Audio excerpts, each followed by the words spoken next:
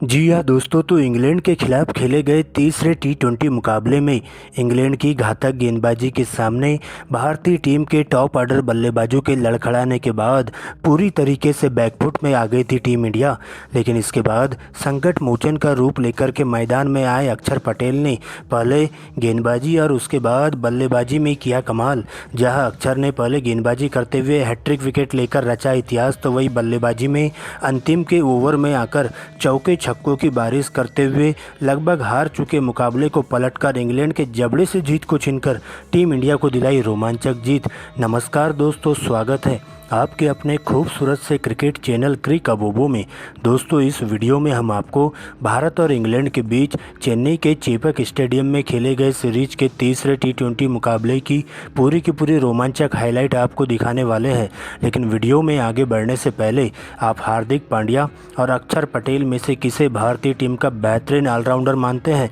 Comment में ज़रूर बताएं। वीडियो पसंद आए तो इसे एक लाइक और चैनल को सब्सक्राइब जरूर करें। दोस्तों, आपको बता दें कि इंग्लैंड की टीम भारत दौरे पर 5 टी20 मुकाबलों की रोमांचक सीरीज खेलने के लिए पहुंच चुकी है। जहां अब तक खेले गए एक मुकाबले दोनों ही टीमों ने अपने अपने नाम किया था। लेकिन इसी बीच सीरीज का आज तीसरा और रोमांचक कांटेदार मुकाबला चेन्नई के चेपक में खेला गया। इस मुकाबले में इंग्लैंड के कप्तान जॉस बटलर ने पहले टॉस जीता और टॉस जीतकर पहले बल्लेबाजी करने का फैसला किया और भारतीय टीम को गेंदबाजी करने के लिए आमंत्रित किया। दोस्तों, इसके बाद रनों की बारिश करने के इरादे से इंग्लैंड के 2 धाकड़ ओपनर बल्लेबाज फिल सॉल्ट और बेन डकेट की मैदान में एंट्री होती है। तो वही अर्शदीप सिंह टीम इंडिया के लिए पहले ओवर की गेंदबाजी फेंकने के लिए आते हैं, जहां दूसरी ही गेंद पर बेहतरीन कवर ड्राइव के साथ 4 रन बटोरते हैं। लेकिन दोस्तों, अंतिम गेंद पर बड़ा शॉट खेलने के चक्कर में सीमा रेखा के पास 4 रनों के निजी स्कोर पर कैच आउट हो जाते हैं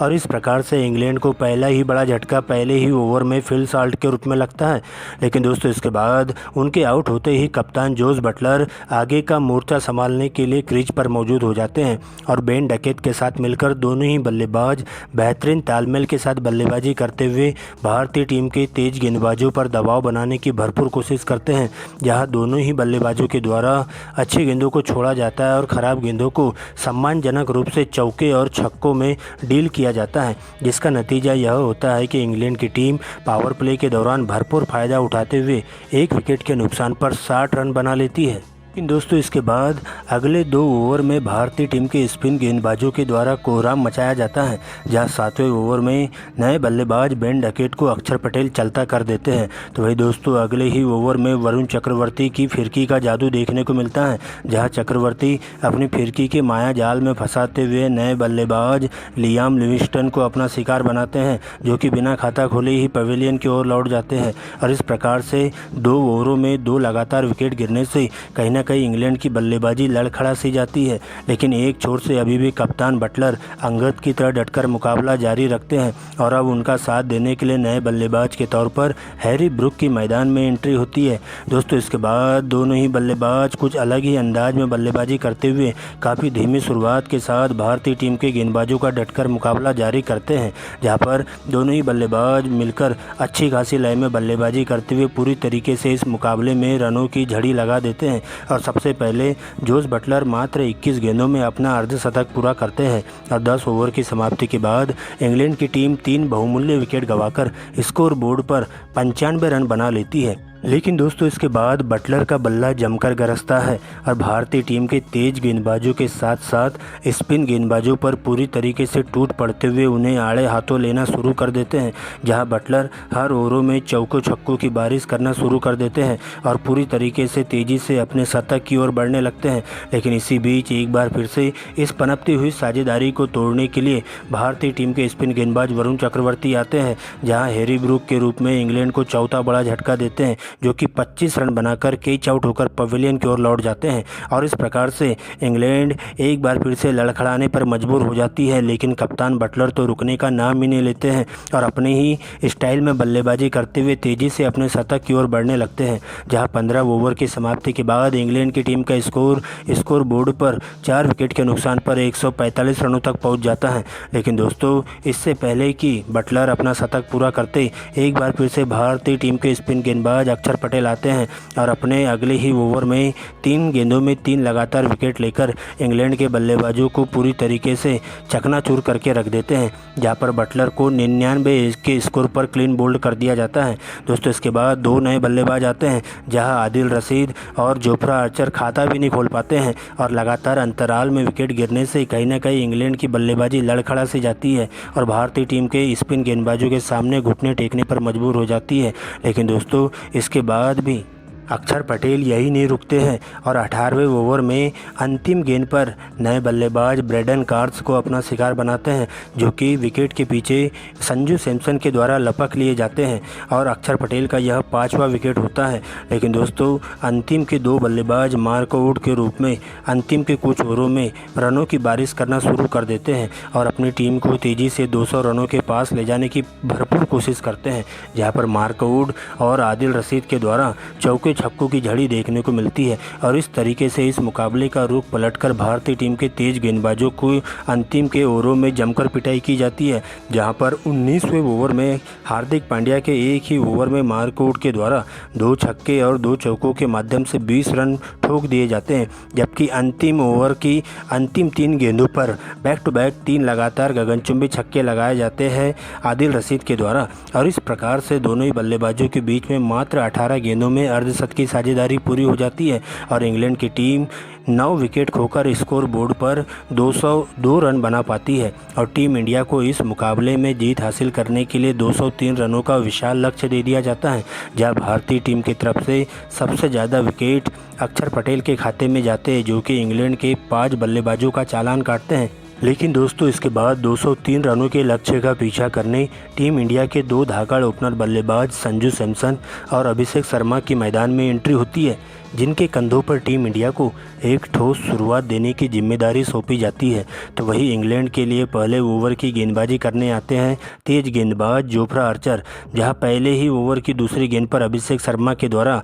101 मीटर का गगनचुंबी छक्का लगा दिया जाता है, जबकि अंतिम 2 गेंदों पर भी बैक टू बैक 2 लगातार चौके ठोकते हुए पहले ही ओवर में 18 रन बटोर लिए जाते हैं। दोस्तों इसके बाद दूसरे ओवर में संजू सैमसन का सामना होता है मार्क वुड से, जहां संजू सैमसन लगातार 3 गेंदों में चौकों की हैट्रिक ठोक देते हैं और इसके बाद तो दोनों ही बल्लेबाज पावर प्ले का भरपूर फ़ायदा उठाते हुए पीछे मुड़कर देखने का नाम नहीं लेते हैं और अपने ही रंग में बल्लेबाजी करते हुए इस मुकाबले में टीम इंडिया को काफ़ी तेज़ शुरुआत दिलाते हैं, जिसका नतीजा यह होता है कि टीम इंडिया पावर प्ले के समाप्ति तक बिना विकेट खोए स्कोर बोर्ड पर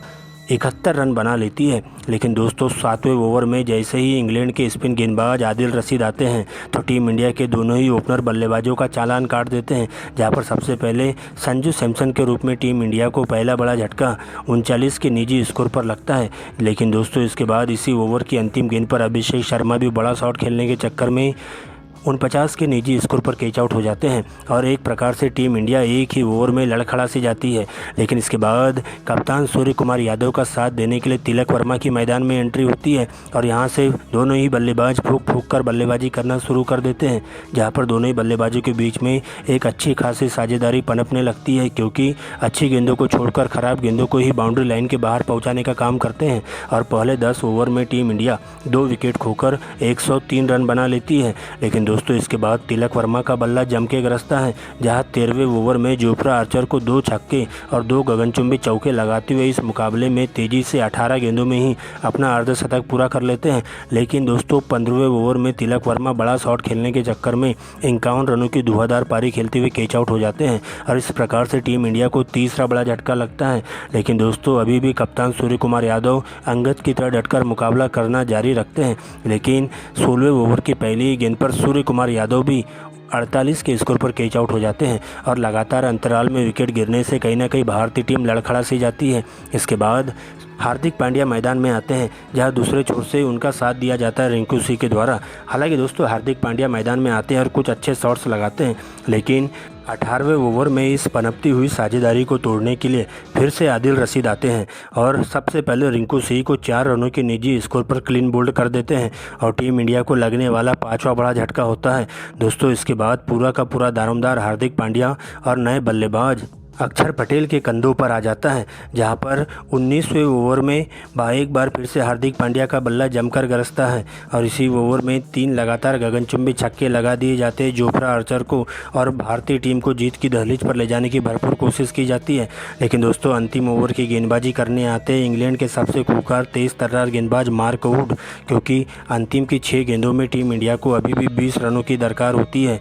और अब नए बल्लेबाज के तौर पर अक्षर पटेल की मैदान में एंट्री होती है। यहाँ दोस्तों, पहली 2 गेंदों में अक्षर पटेल बिल्कुल भी बड़ा शॉट नहीं खेल पाते हैं, क्योंकि दोनों ही गेंदें जड़ में की जाती है। लेकिन इसके बाद सर पर कफन बांध कर के आए अक्षर पटेल अंतिम 4 गेंदों में 2 छक्के और 2 लगातार चौके लगाते हुए टीम इंडिया को इस रोमांचक मुकाबले में 5 विकेट से जीत दिला देते हैं। आपको बता दें कि लगभग हार चुकी थी भारतीय टीम, लेकिन अंतिम के ओवरों में अक्षर पटेल और हार्दिक पांड्या के द्वारा की गई ताबड़तोड़ मैच विनिंग बल्लेबाजी की बदौलत ही भारतीय टीम इस मुकाबले को 5 विकेट से जीत हासिल कर लेती है। जहां पर अक्षर पटेल पहले 5 विकेट और फिर बल्लेबाजी में 18 रनों की तूफानी पारी खेलते हुए उन्हें प्लेयर ऑफ द मैच चुना जाता है और इस प्रकार से भारतीय टीम तीसरे T20 मुकाबले को जीतकर सीरीज में 2-1 की बढ़त बना लेती है। जहां पर अक्षर पटेल के द्वारा किया गया हरपन मौला प्रदर्शन के कारण उन्हें एक बार फिर से प्लेयर ऑफ द मैच चुना जाता है और इस प्रकार से टीम इंडिया तीसरे T20 मुकाबले को जीतकर इतिहास के पन्नों में अपना नाम दर्ज करवा लेती है और टीम इंडिया अभी भी सीरीज में बढ़त बना लेती है।